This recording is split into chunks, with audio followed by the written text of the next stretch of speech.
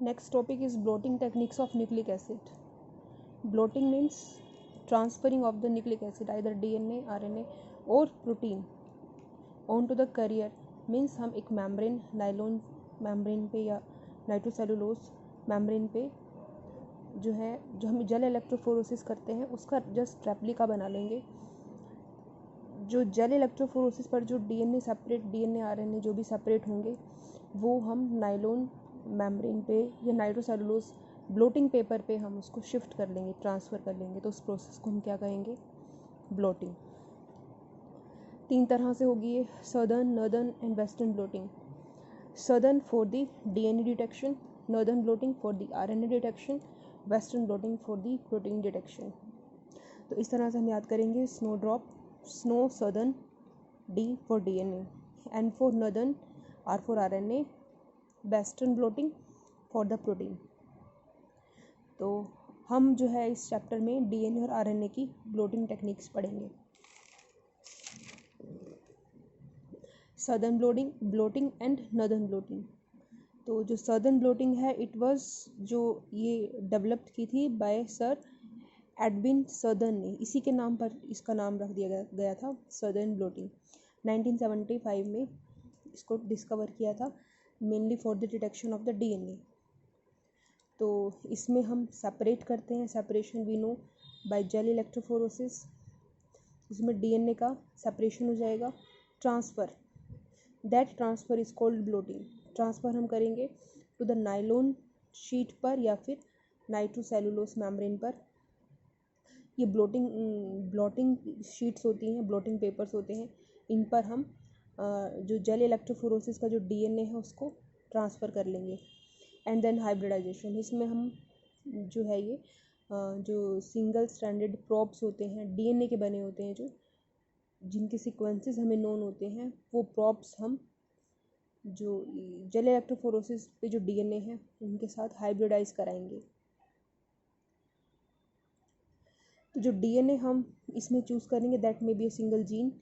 वो एक single gene हो सकती है या फिर a piece of the DNA का कोई भी फ्रेगमेंट हो सकता है. तो हाइब्रिडाइजेशन क्या होती है कि जो डबल स्ट्रैंडेड जो हमारा टारगेट डीएनए है जिसकी हमने ब्लॉटिंग करनी है, उसको हम हाइब्रिडाइज कराएंगे विद द सिंगल स्ट्रैंडेड प्रॉब्स. ये हम लैब्स में आर्टिफिशियली सिंथेसाइज करेंगे. Principle of the southern blotting: mixture of molecule is separated and immobilized, separated by the agarose gel electrophoresis and immobilized on a matrix.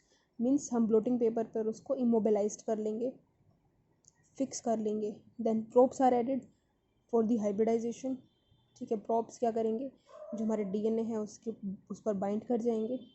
और उसके बाद हम क्या करेंगे, वॉशिंग करेंगे ताकि जो प्रॉप्स हैं जो बाइंड नहीं किया वो रिमूव हो सके. तो that is the principle of blotting. Steps क्या क्या होंगे इसमें? सबसे पहले तो हम डीएनए को आइसोलेट करेंगे, जैसे हमने जेल इलेक्ट्रोफोरोसिस में किया था.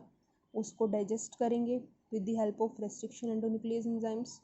उसके जो फ्रेगमेंट्स बनेंगे उनको सेपरेट करेंगे by using gel electrophoresis. And then हम उनकी ब्लॉटिंग करेंगे. जो मैट्रिक्स होती है, for example this is gel, और इस पर हमारे इस तरह से डीएनए मॉलिक्यूल्स सेपरेटेड हैं. हम इसके ऊपर एक मेम्ब्रेन रख देंगे, एक शीट रख देंगे, अब पेपर टाइप ब्लोटिंग पेपर रख देंगे. और ये जो है डीएनए ये उस मेम्ब्रेन पे शिफ्ट हो जाएंगे, उस पेपर पे शिफ्ट हो जाएंगे. That is called blotting. Transfer to the nitrocellulose membrane और नाइलॉन शीट. देन हम हाइब्रिडाइजेशन करेंगे by using single stranded DNA probes. इसके बाद हम क्या करेंगे, इन प्रॉब्स के ऊपर जो है फ्लोरेसेंट डाई होती है या फिर रेडियो एक्टिव जो है सब्सटेंस होते हैं जिनसे हम इनकी ऑटो रेडियोग्राफी करते हैं, just for the visualisation, study करने के लिए.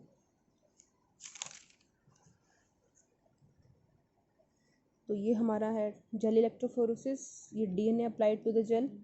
फिर हमने इस पर वोल्टेज अप्लाई किया. There is migration from cathode to anode. ये हम स्टडी कर चुके हैं. देन अब इस जो कास्टिंग ट्रे है इसको हम रख देंगे एक सॉल्ट सॉल्यूशन में। सॉल्ट सॉल्यूशन क्या करेगा, ये ऊपर चढ़ेगा और कैपिलरी एक्शन की हेल्प से जो डीएनए मॉलिक्यूल्स हैं जो जेल के ऊपर प्रेजेंट हैं वो नायलॉन शीट के ऊपर, ब्लोटिंग पेपर के ऊपर आ जाएंगे। जस्ट हमारे पास रेप्लिका बन जाएगा, एक तरह की फ़ोटोकॉपी बन जाएगी। जो हमारी इस पर थी वो इस पर आ जाएगी मेम्ब्रेन पर। That is called blotting. तो कैपिलरी एक्शन की हेल्प से जो है डीएनए जेल से पेपर पे शिफ्ट हो जाएगा। अब इस फिल्टर पेपर को, जो ब्लोटिंग पेपर है, हम इसको रिमूव कर लेंगे और इस पर, ये फॉर एग्जांपल ये हमने रिमूव कर लिया, इस पर हम ये जो आपको दिखाई दे रहा है दिस इज़ द प्रॉब। तो ये हम इस पर प्रॉब्स जो है बाइंड कराएंगे। कुछ प्रॉब्स बाइंड होंगे जिनके जो सीक्वेंस हैं वो कॉम्प्लीमेंट्री होंगे to the DNA present on the nitrocellulose membrane. जो कॉम्प्लीमेंट्री नहीं होंगे वो बाउंड नहीं होंगे। तो हम एक्सेस जो प्रॉब है, जो अनबाउंड प्रॉब है, उसको रिमूव कर देंगे बाय सिंपली वॉशिंग। और जो हमारे पास ये हाइब्रिडाइज्ड फॉर्म में डबल स्ट्रैंडेड, ये यहाँ पर जो डीएनए थे इनको हमने सिंगल स्ट्रैंड पहले बनाया था, इनकी हमने डीनेचुरेशन की थी, हाइड्रोजन बॉन्ड्स ब्रेक किए थे। इसके बाद हम क्या करेंगे, इनको शिफ्ट करेंगे, फिर इसको जो सिंगल स्ट्रैंडेड डीएनए है हमारे पास उनकी हाइब्रिडाइजेशन कराएंगे with the help of with the probes. और हम प्रोब्स की हेल्प से जो हाइब्रिडाइज्ड डीएनए है उसको विजुअलाइज करेंगे बाय एक्सपोजिंग द एक्सरेज। तो इस तरह से ऑटो रेडियोग्राफी हम करेंगे। प्रोसीजर में तो सबसे पहले जो है इसका step, digest the DNA with the appropriate restriction enzyme. जिस डीएनए की हमने ब्लॉटिंग करनी है उसको हम सबसे पहले एक्सट्रैक्ट करेंगे by using the restriction enzyme से डाइजेस्ट करेंगे, उसके फ्रेगमेंट्स बनाएंगे। For example this is our DNA, हम एंजाइम्स यूज़ करेंगे, ये हमारे पास फ्रेगमेंट्स आ जाएंगे। इन फ्रेगमेंट्स को हम जेल इलेक्ट्रोफोरोसिस करेंगे। ऐसे ही हम कास्टिंग ट्रे में इसको रखेंगे, इसमें जेल होगा और उसमें हम वेल के अंदर अपने सैंपल लोड कर देंगे and we will apply high voltage electric current. From cathode to anode there is migration of the DNA molecules on the basis of their size.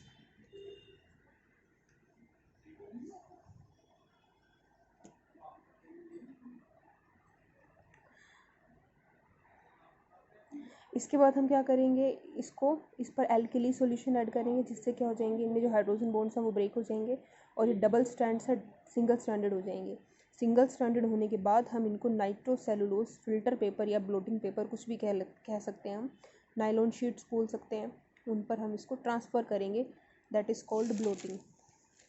For example ये कंटेनर है एक, इसमें हमारा सॉल्ट सॉल्यूशन है, हम sponge रखेंगे ताकि जो सॉल्ट सॉल्यूशन है स्पॉन्ज की हेल्प से यहाँ ऊपर आए।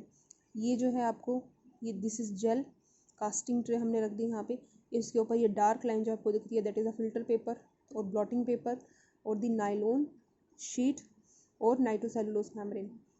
इसके ऊपर हम 6 से 7 जो है पेपर टावल्स रख देंगे, जैसे टिश्यू पेपर होता है वैसे ही रख देंगे। तो ये पूरा का पूरा जो सेटअप है it is for the just for the capillary action की जो सॉल्ट सॉल्यूशन है नीचे से ऊपर की तरफ आएगा, कैपिलरी एक्शन होगा, इस पर जो डीएनए होंगे वो नाइट्रोसेलुलोज मेम्ब्रेन पे ट्रांसफ़र हो जाएंगे। That process is called blotting.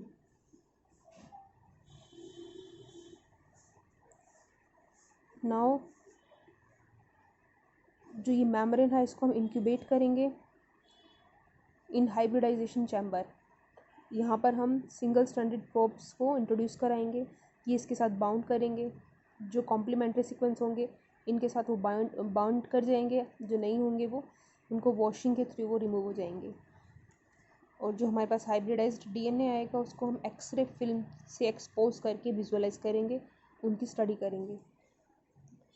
Application of the southern blotting, तो ये हेल्पफुल होते हैं जीन डिस्कवरी में, mapping of the gene, evolution में, डेवलपमेंटल स्टडीज़ में, diagnostic of any disease, forensics में, फिंगरप्रिंटिंग में, डीएनए फिंगरप्रिंटिंग में, और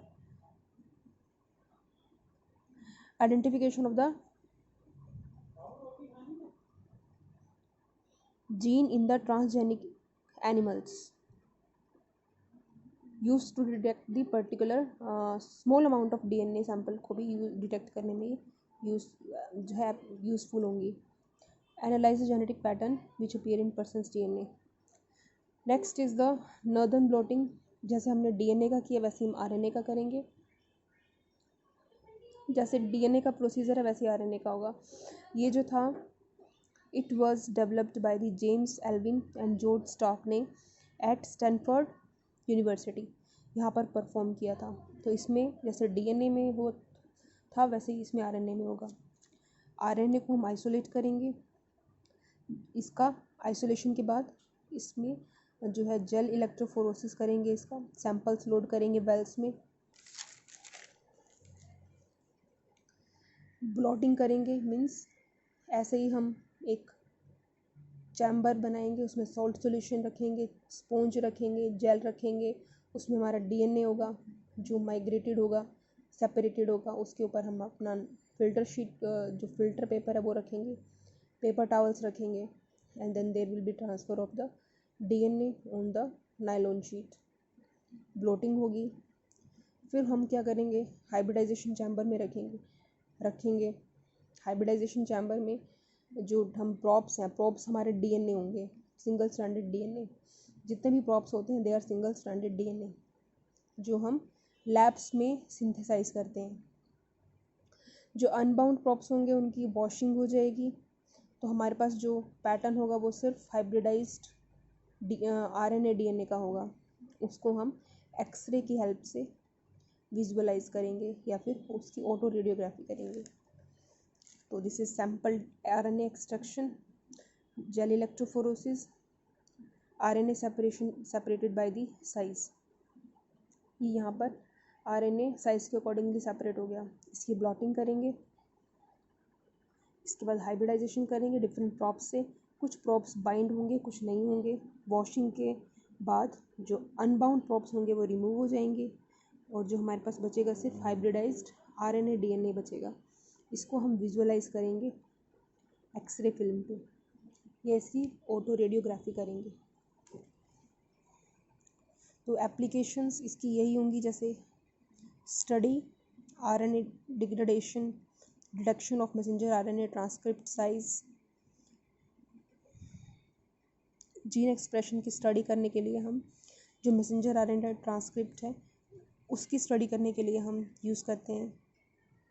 study RNA life, half life, RNA की जो हाफ लाइफ है उसको स्टडी करने के लिए हम इसका यूज़ करेंगे।